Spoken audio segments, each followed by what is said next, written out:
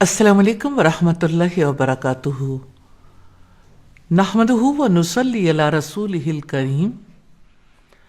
अम्मा बाद फ़ाऊज़ु बिल्लाहि मिनश शैतानिर रजीम। बिस्मिल्लाहिर रहमानिर रहीम। रब्बिश्रह ली सदरी व यस्सिर ली अमरी वहलुल उक़दतम मिन लिसानी यफ़क़हू क़ौली।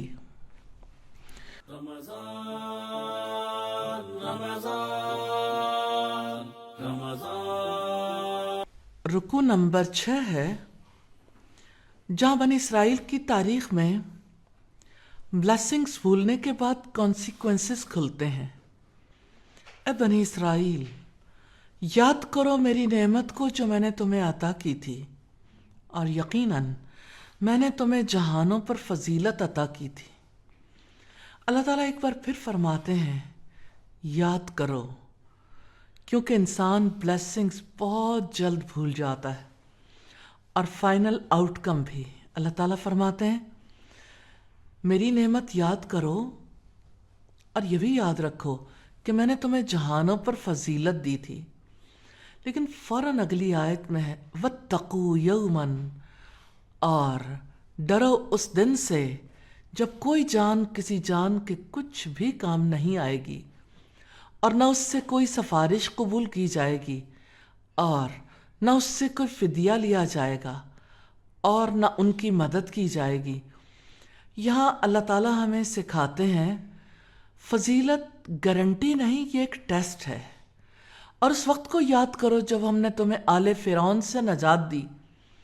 वो तुम्हें बुरे अजाब में मुब्तला करते थे, वो तुम्हारे बेटों को बुरी तरह ज़िबा करते थे और तुम्हारी औरतों को जिंदा रहने देते थे, और तुम्हारे लिए इसमें तुम्हारे रब की तरफ से बहुत बड़ी आजमाइश थी। और उस वक्त को याद करो जब तुम्हारी वजह से हमने समंदर को फाड़ दिया, फिर हमने तुम्हें नजात दी और हमने आले फ़िरौन को गर्क कर दिया और तुम देख रहे थे। ये सब अल्लाह ताला के पावरफुल साइंस थे। लेकिन याद रखें, ब्लेसिंग्स भी टेस्ट होता है, ये देखने के लिए कि बंदा ग्रेटफुल बनता है या केयरलेस। बनी इसराइल पर कॉन्टीन्यूसली अल्लाह सुब्हानहू व तआला की ब्लेसिंग्स रहीं और वो कॉन्टीन्यूसली डिसओबीडियंस का शिकार रहे। फिर अल्लाह ताला याद दिलाते हैं, और उस वक्त को याद करो जब उन्होंने मूसा अलैहिस्सलाम से 40 रातों की मियाद मुकर्रर की। फिर उसके बाद तुमने बछड़े को पकड़ लिया और तुम जुल्म करने वाले थे। फिर इसके बाद हमने तुम्हें माफ़ कर दिया ताकि तुम शुक्र करो। और वो वाक़या याद करो जब हमने मूसा को किताब और फ़र्क करने वाली चीज़ दी ताकि तुम हिदायत हासिल करो। और उस वक्त को याद करो जब मूसा ने अपनी कौम से कहा, ए मेरी कौम, यकीनन तुमने बछड़े को पकड़ने की वजह से अपनी जानों पर जुल्म किया, लिहाजा तुम अपने पैदा करने वाले की तरफ तौबा करो और अपने आप को कत्ल करो।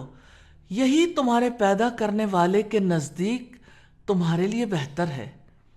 फिर अल्लाह ताला ने तुम्हारी तौबा कबूल की। यकीनन वही बेहद तौबा कबूल करने वाला, निहायत रहम वाला है। और जब तुमने कहा, ए मूसा, हम हरगिज़ आप पर यकीन नहीं करेंगे यहाँ तक कि हम अल्लाह ताला को एलानिया देख लें, तो तुम्हें बिजली ने पकड़ लिया और तुम देख रहे थे। फिर हमने तुम्हारी मौत के बाद तुम्हें उठाया ताकि तुम शुक्र करो, और हमने तुम पर बादल का साया किया और तुम पर मनो सलवा नाजिल किया। खाओ पाक चीज़ों में से जो हमने तुम्हें रिज्क दिया है। और उन्होंने हम पर जुल्म नहीं किया, बल्कि वो अपनी जानों पर जुल्म करते थे। क्या एक पैटर्न सामने आता है, नेमत मिली, उन्होंने नाफरमानी की, फिर मोहलत मिली, फिर नेमत मिली, फिर उन्होंने नाफरमानी की। फरमाया, और उस वक्त को याद करो जब हमने कहा, इस बस्ती में दाखिल हो जाओ, बस उसमें से जहां से चाहो खूब खाओ, और दरवाजे में से सजदा करते हुए दाखिल हो जाओ और कहो बख्श दे, यानी सबमिशन, रिपेंटेंस और ह्यूमिलिटी का इजहार करो। ہم تمہاری خطاؤں کو تمہارے لیے بخش دیں گے اور جلد ہی ہم نیکی کرنے والوں کو زیادہ دیں گے۔ لیکن لوگوں نے بات بدل دی، ورڈز بدل دیے، ٹون بدل دی اور بات کو ایڈٹ کر دیا۔ یہ سب سے ڈینجرس مومنٹ ہے جب بندہ اللہ تعالیٰ کے حکم کو اپنی کنوینئنس کے مطابق کسٹمائز کر لیتا ہے۔ پھر جن لوگوں نے ظلم کیا انہوں نے اس بات کو جو ان کو کہی گئی تھی اس کے ماں سوا سے بدل ڈالا، تو ہم نے ان لوگوں پر آسمان سے عذاب نازل کیا جنہوں نے ظلم کیا اس وجہ سے کہ وہ نافرمانی کرتے تھے۔ یا اللہ تعالیٰ ڈیسیژن سناتے ہیں، ظلم پر عذاب آتا ہے اور نافرمانی اگنور نہیں ہوتی۔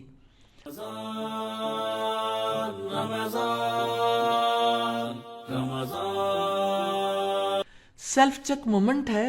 آئیے ہم اپنے آپ سے پوچھیں، کیا میں نعمت کو اپنا حق سمجھ کر لے رہی ہوں یا اس پر شکر ادا کر رہی ہوں؟ کور میسج آف رکوع ہے۔ یہ رکوع ہمیں بتاتا ہے نعمت بچانے کے لیے اللہ تعالیٰ کو یاد رکھنا پڑتا ہے، اور جو قوم اللہ تعالیٰ کو یاد کرنا چھوڑ دیتی ہے وہ تاریخ بن جاتی ہے، چاہے کبھی کتنی ہی فیورڈ کیوں نہ ہو۔ اللہ تعالیٰ ہمیں شکر گزاروں، فرما برداروں اور فائنل آؤٹ کم سے ڈرنے والوں میں شامل فرما دے۔ آمین ثم آمین۔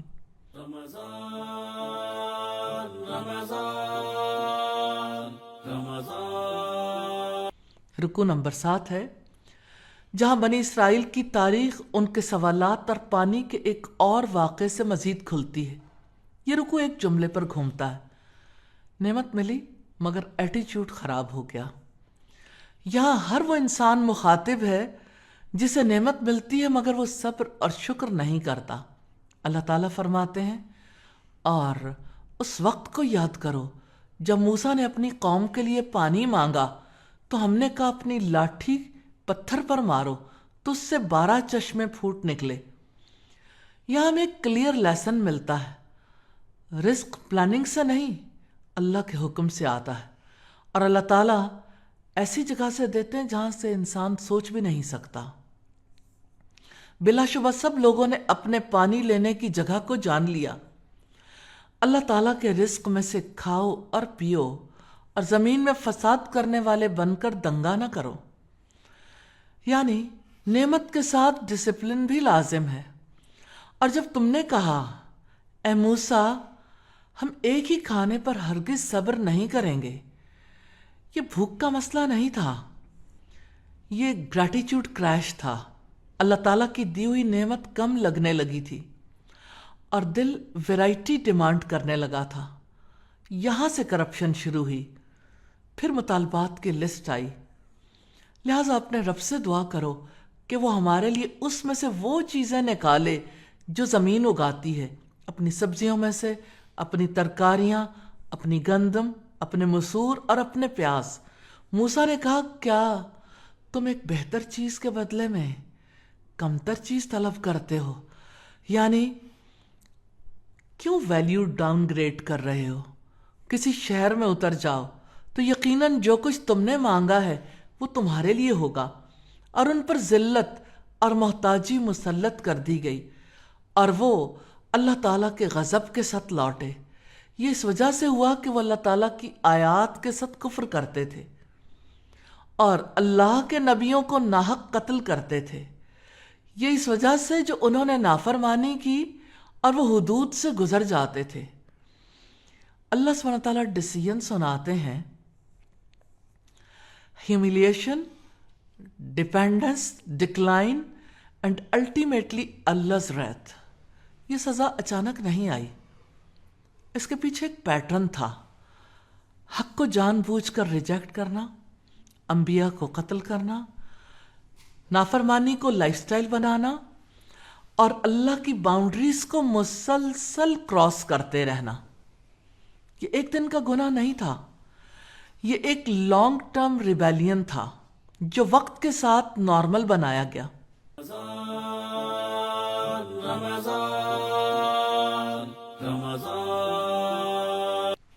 سیلف چیک مومنٹ ہے۔ آئیے یہاں رک کر ہم سوچیں، کیا میں نعمت پر صبر کرتی ہوں یا فوراً کمپلین؟ کیا میری ڈس سیٹسفیکشن کرپشن کی ایک سبٹل فارم تو نہیں؟ کور میسج آف دا رکوع ہے، یہ رکوع ہمیں یاد دلاتا ہے اللہ تعالیٰ نعمت دیتا ہے، مگر نعمت کو باقی رکھنے کے لیے شکر بھی چاہیے اور صبر بھی۔ جو قوم نعمت کو لائٹلی لیتی ہے وہ خود کو بھی ویلیو لیس بنا لیتی ہے۔ اللہ تعالیٰ ہمیں پیشنٹ، گریٹفل اور زمین میں کرپشن سے بچنے والا بنا دے۔ آمین ثم آمین۔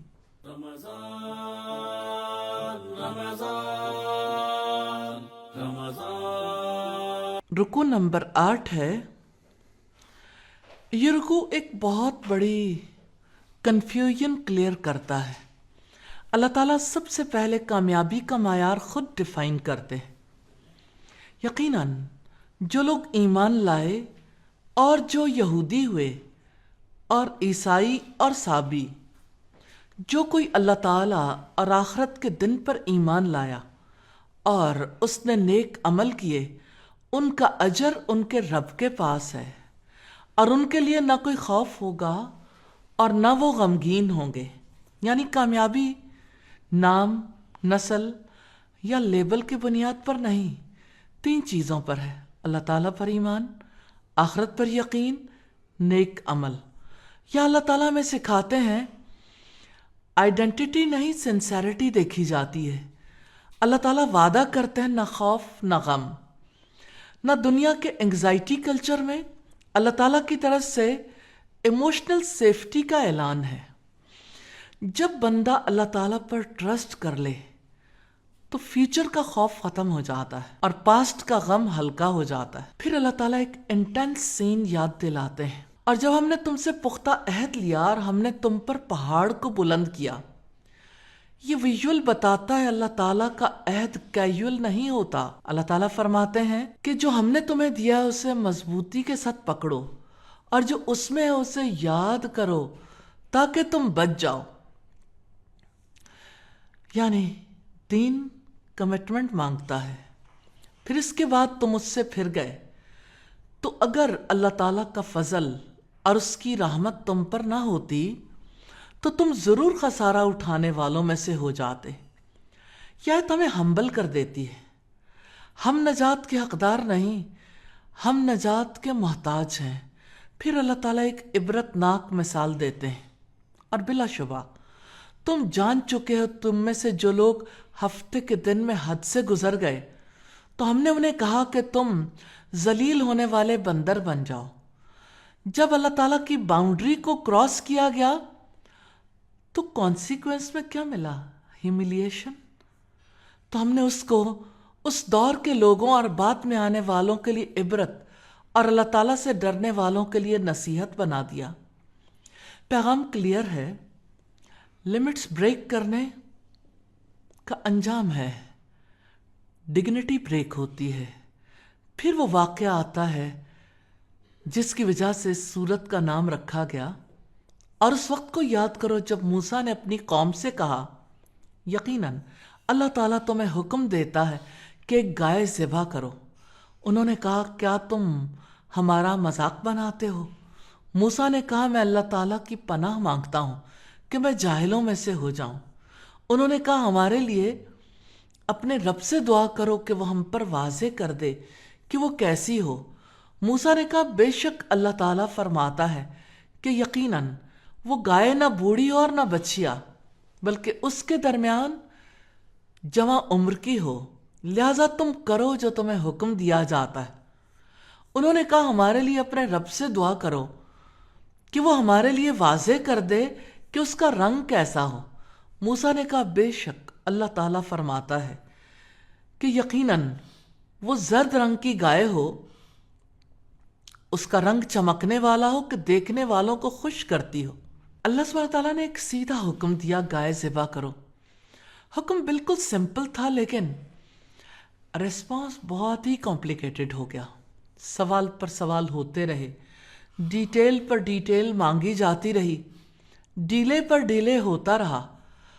اصل مسئلہ تو اوبیڈینس ریزسٹنس تھا جب حکم واضح ہوا اور بندہ پھر بھی کلیئرٹی مانگتا رہے تو یہ سوال نہیں، اوائڈنس ہوتی ہے۔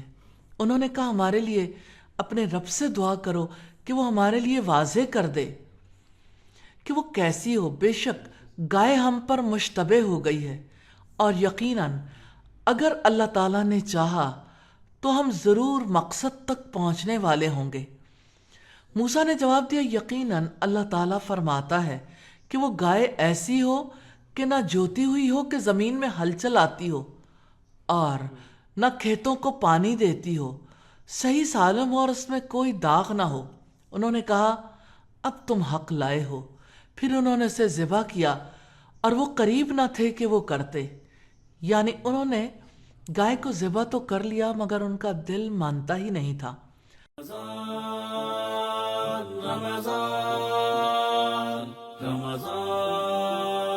سیلف چیک مومنٹ ہے۔ آئیے ہم رک کر یہاں سوچیں، کیا میں اوبے کرتی ہوں یا ڈیبیٹ؟ کیا میں اللہ کی باؤنڈری کے قریب جا کر خود کو سمارٹ سمجھ لیتی ہوں؟ کور میسج آف رکوع ہے۔ یہ رکوع ہمیں یاد دلاتا ہے جو قوم اللہ کے حکم کو ڈیبیٹ سبجیکٹ بنا لے وہ عمل سے دور ہو جاتی ہے۔ اللہ وانٹس اوبیڈینس ناٹ آرگومنٹس۔ اللہ تعالیٰ ہمیں ریئل اوبیڈینس عطا فرمائے، آمین ثم آمین۔ اللہ تعالیٰ سے دعا ہے وہ ہمیں اتھینٹک ایمان دے اور ہمبل سرونٹ ہوڈ پر قائم رکھے۔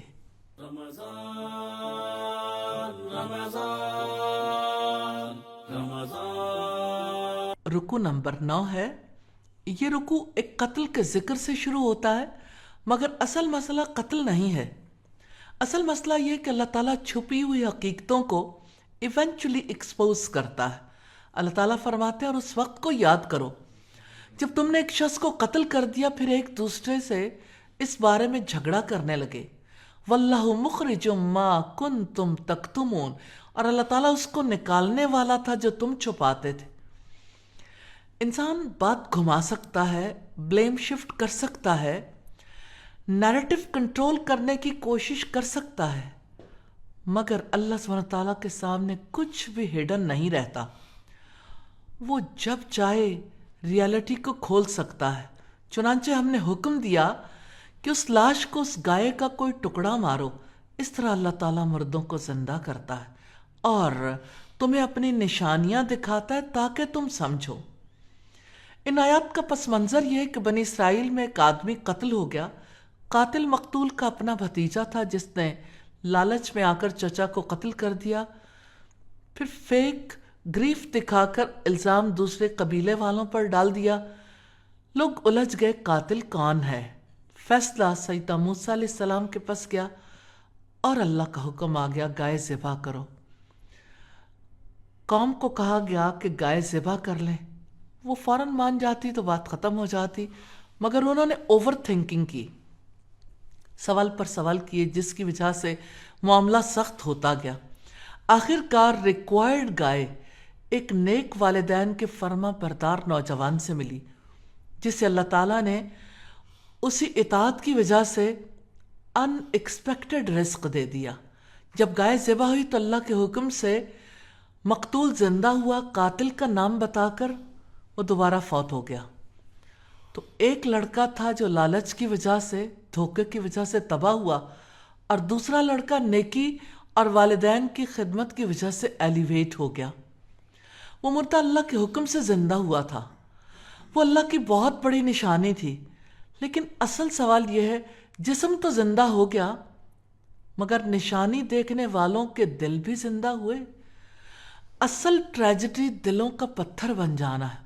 ثم قست قلوبکم، پھر اس کے بعد تمہارے دل سخت ہو گئے، تو وہ پتھروں کی طرح یا سختی میں اس سے بھی کچھ بڑھ کر ہو گئے۔ اس معجزے کے بعد دل سافٹ ہونے چاہیے تھے، مگر الٹا دل ہارڈ ہو گئے۔ اللہ تعالیٰ فرماتے ہیں اور بے شک پتھروں میں سے یقیناً کچھ وہ ہیں جن سے نہریں پھوٹ نکلتی ہیں، اور بے شک ان میں سے یقیناً وہ بھی ہے جو پھٹ جاتا ہے تو اس میں سے پانی نکل آتا ہے، اور بے شک ان میں سے وہ ہے جو یقیناً اللہ تعالیٰ کے خوف سے گر پڑتا ہے اور اللہ تعالیٰ اس سے ہرگز بے خبر نہیں جو تم عمل کرتے ہو. یعنی کچھ پتھروں سے چشمے بہہ جاتے ہیں، کچھ پتھر پھٹ جاتے ہیں، کچھ پتھر اللہ کے خوف سے گر پڑتے ہیں، مگر یہ دل پتھروں سے بھی سخت ہو گئے. انسان کا اصل مسئلہ دلوں کا نہ پگھلنا ہے، نہ کہ لاجک کا نہ ملنا. افتطمعون ان یؤمنوا لکم، تو کیا تم طمع رکھتے ہو کہ وہ تمہارے لیے ایمان لے آئیں گے؟ حالانکہ یقیناً ان میں سے ایک گروہ ہمیشہ سے اللہ تعالیٰ کا کلام سنتا ہے، پھر اس کے بعد اس کو بدل دیتے ہیں کہ اسے سمجھ لیتے ہیں اور وہ جانتے ہیں. یعنی اللہ کا کلام سنتے ہیں، سمجھتے ہیں، پھر جان بوجھ کر اسے بدل دیتے ہیں. یہ اگنورنس نہیں، ڈیلیبریٹ ڈسٹورشن ہے. اور جب وہ ان لوگوں سے ملتے ہیں جو ایمان لائے تو کہتے ہیں کہ ہم ایمان لائے، اور جب بعض ان کا بعض کی طرف تنہا ہوتا ہے تو کہتے ہیں کہ کیا تم انہیں وہ باتیں بتاتے ہو جو اللہ تعالیٰ نے تم پر کھولی ہیں تاکہ وہ ان کے ساتھ تمہارے رب کے پاس تم سے جھگڑا کریں؟ تو کیا تم سمجھتے نہیں؟ یہ ڈبل سٹینڈرڈز ہیں. لیکن اللہ تعالیٰ فرماتے ہیں کیا وہ نہیں جانتے کہ یقیناً اللہ تعالیٰ جانتا ہے جو کچھ وہ چھپاتے ہیں اور جو کچھ وہ ظاہر کرتے ہیں. اللہ تعالیٰ سب جانتا ہے جو آپ چھپاتے ہیں، جو آپ دکھاتے ہیں. اللہ کے سامنے کسی کی پی آر نہیں چلتی. پھر اللہ تعالیٰ ایک اور گروہ کا ذکر کرتے ہیں جو کتاب نہیں جانتے، صرف گیسز اور خواہشات پر جیتے ہیں، اور پھر اپنے ہاتھ سے لکھ کر کہتے ہیں یہ اللہ تعالیٰ کی طرف سے ہے. کیوں؟ تھوڑی سی دنیا، سٹیٹس، منی یا انفلوئنس پانے کے لیے. اللہ تعالیٰ فرماتے ہیں اور ان میں کچھ ان پڑھ بھی ہیں جو کتاب کا علم ہی نہیں رکھتے سوائے چند آرزوؤں کے، اور اس کے سوا کچھ نہیں کہ وہ گمان کرتے ہیں. تباہی ہے ان لوگوں کے لیے جو اپنے ہاتھوں سے کتاب لکھتے ہیں پھر کہتے ہیں یہ اللہ تعالیٰ کی طرف سے ہے تاکہ اس کے بدلے میں وہ تھوڑی سی قیمت وصول کریں. بس ان کے لیے تباہی ہے اس چیز کی وجہ سے جو ان کے ہاتھوں نے لکھا ہے، اور ہلاکت ہے ان کے لیے اس کی وجہ سے جو وہ کماتے ہیں. یہ صرف پچھلی امت کی بات نہیں، یہ ہر ایرا کے لیے وارننگ ہے. اب ذکر ہے ان کے فالس ہوپ سنڈروم کا، اور انہوں نے کہا جہنم کی آگ ہمیں ہرگز نہیں چھوئے گی مگر گنے ہوئے چند دن. اللہ تعالیٰ فرماتے ہیں کہہ دو کیا تم نے اللہ تعالیٰ سے کوئی عہد لے رکھا ہے تو وہ اپنے عہد کی خلاف ورزی کبھی نہیں کرے گا، یا تم اللہ تعالیٰ پر ایسی بات کہتے ہو جو تم نہیں جانتے. یعنی کیا تم نے مجھ سے کوئی گارنٹی لی ہے؟ کیا تم نے کوئی ریٹن ایشورنس لی ہے؟ اللہ تعالیٰ کلیئر کرتے ہیں کیوں نہیں. جس نے برائی کمائی اور اس کے گناہ نے اسے گھیرے میں لے لیا تو وہ لوگ آگ والے ہیں اور وہ اس میں ہمیشہ رہنے والے ہیں. اور جو لوگ ایمان لائے اور نیک عمل کیے یہی لوگ جنت والے ہیں، وہ اس میں ہمیشہ رہنے والے ہیں. اللہ تعالیٰ کا ڈیسیژن ہے جس کے گناہ اسے گھیر لیں وہ آگ والا ہے، اور جو ایمان اور عمل کے ساتھ آئے وہ جنت والا ہے. No short cuts, no fake hope.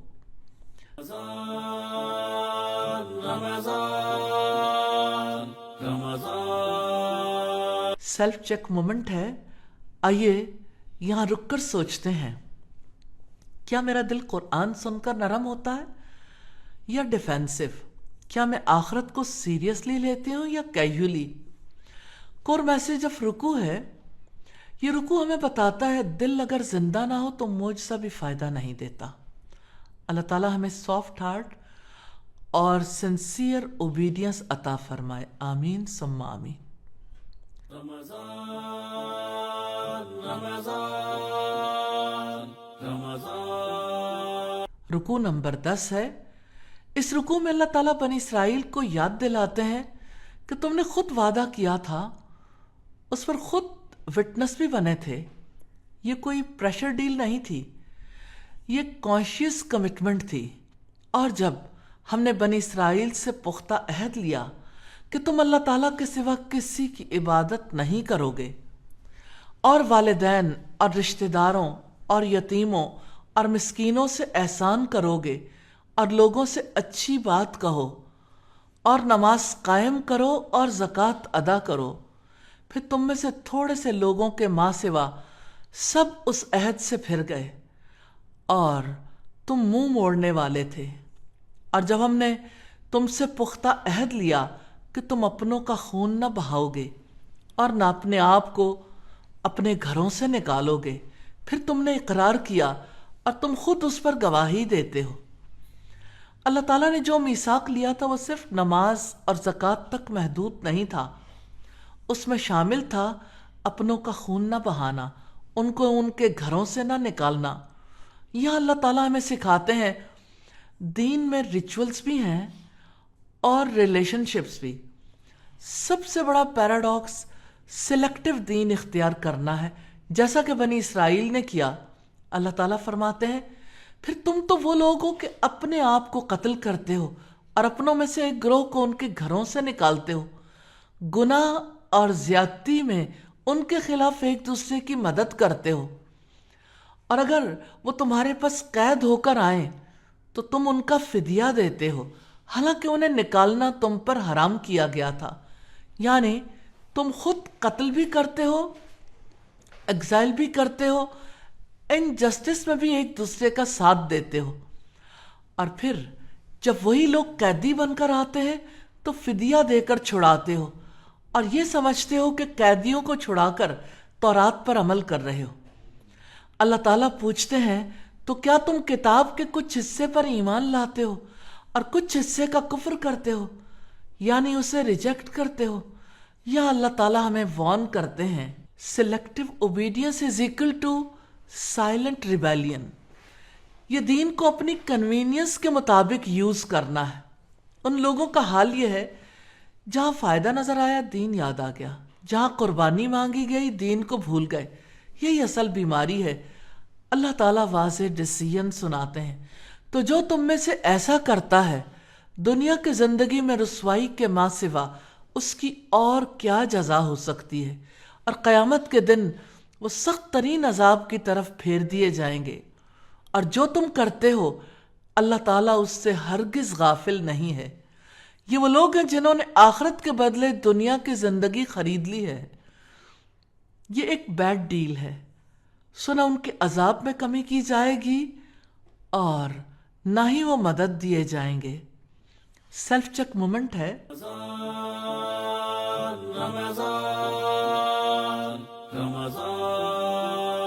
آئیے رک کر سوچتے ہیں، کیا میں عبادات پر فوکس کرتی ہوں مگر معاملات اگنور کر دیتی ہوں؟